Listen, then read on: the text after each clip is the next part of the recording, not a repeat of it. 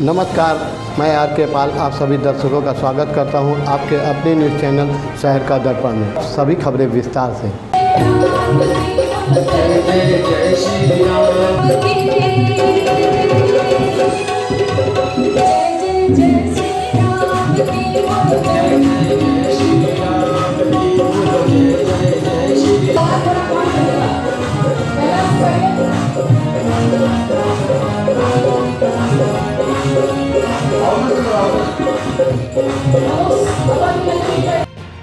ये भावना जागृत कर रहे हैं कि हमें देश के प्रति निष्ठावान होना है, हमें देश के प्रति समर्पित होना है, ताकि हम अपनी पुरातन संस्कृति को अपने मूल स्वरूप में अपने युवा पीढ़ी को बता सकें और अपने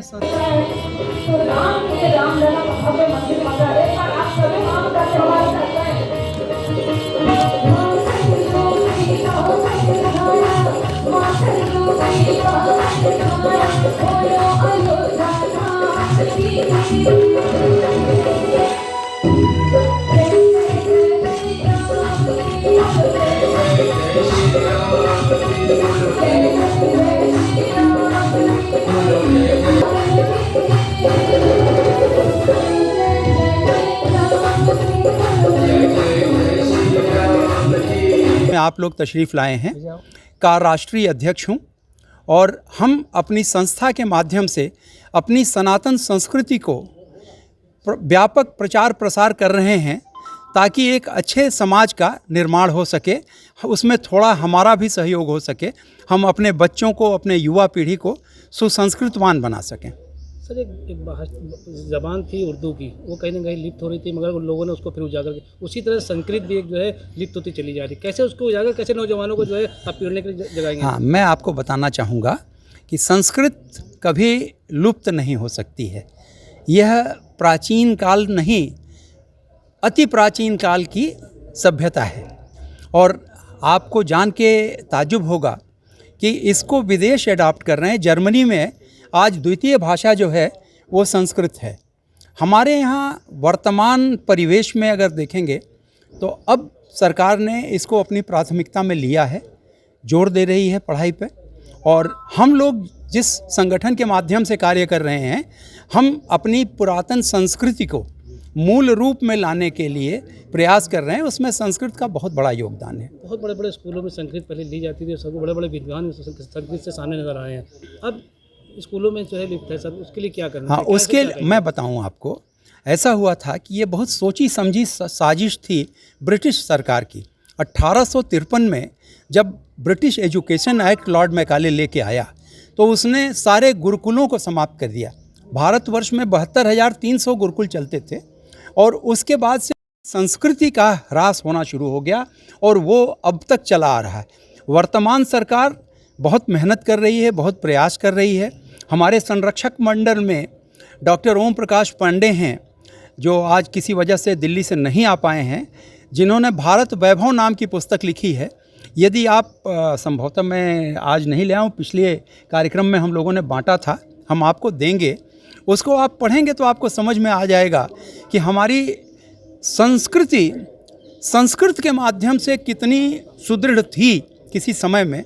और जानबूझ करके जो वामपंथी इतिहासकार हैं, उन्होंने ब्रिटिश पीरियड में इसको लोप करने का प्रयास किया। जिसका जो कार्यक्रम है इसमें क्या है, किस तरह का कार्यक्रम? हाँ, आज का कार्यक्रम आपको बता दें कि हम लोग 6 बजे शंकराचार्य मंचासीन होंगे, वो आ गए हैं, नैमिषारण्य गेस्ट हाउस में हैं।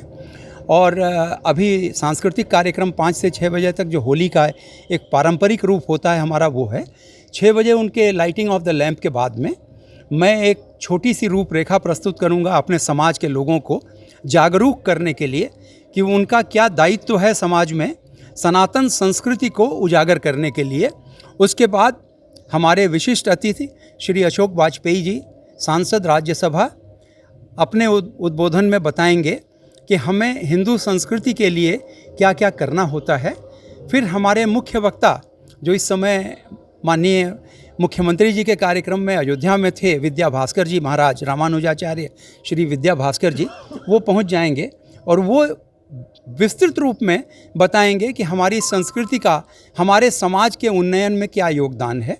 उसके पश्चात हमारे मुख्य अतिथि तब तक आकर के वो सबको संबोधित करेंगे, श्री ब्रजेश पाठक जी उप मुख्यमंत्री, और अंत में अध्यक्षीय भाषण में आपको शंकराचार्य कश्मीर अमृतानंद तीर्थ महाराज का आशीर्वाद प्राप्त होगा। उसके बाद सब लोगों को फूलों वाली होली होगी और हम भोजन के लिए प्रस्थान करेंगे। कार्यक्रम कराने का क्या उद्देश्य है? कार्यक्रम का उद्देश्य ये है कि हम सनातन के लोगों को, सनातन संस्कृति के लोगों को, और जो सनातन संस्कृति कमज़ोर हो रही है उसमें एक मूल रूप ये है कि हमारे में आपस में एकता की कमी हो गई है। अलग अलग संगठन बना के गलियों में, चौबारों में, स्थानों पे सब लोग छोटा छोटा ग्रुप बना ले रहे हैं, जिससे हम में मजबूती नहीं आ पा रही है। हमारा जो ब्रह्म सागर, सागर शब्द का मतलब होता है ये है कि हम सभी विभिन्न संगठनों को जो सनातन धर्मावलंबी हैं उनको एक प्लेटफॉर्म पर लाने का प्रयास कर रहे हैं। ठीक है, थैंक यू। ये कंफ्यूज देखते रहिए शहर का दर्पण न्यूज़, क्योंकि खबरों की नब्ज़ पहचानते हैं हम। फिर अगले बुलेटिन में मुलाकात होगी, तब तक के लिए नमस्कार।